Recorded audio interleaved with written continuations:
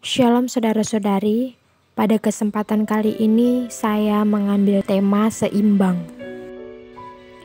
Dalam Markus 4 ayat 33 mengatakan, dalam banyak perumpamaan yang semacam itulah memberitakan firman kepada mereka sesuai dengan pengertian mereka.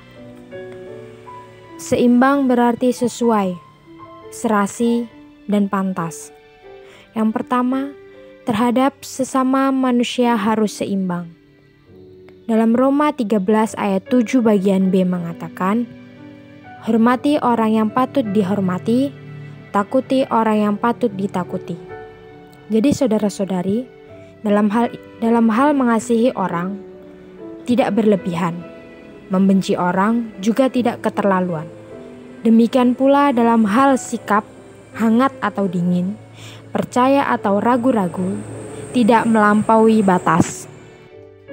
Dan yang kedua, terhadap perkara dan kebenaran harus seimbang. Pandangan dan keputusan atas suatu perkara tidak berat sebelah melainkan pas. Dalam Imamat 19 ayat 35 mengatakan, janganlah kamu berbuat curang dalam peradilan mengenai ukuran, timbangan, dan sukatan. Jadi saudara-saudari, terhadap perkara jangan berat sebelah. Baik kepada orang miskin, jangan pula meninggikan orang yang punya kedudukan. Keputusan harus berdasarkan keadilan, tak boleh melihat dari luar. Dan terhadap kebenaran juga harus seimbang.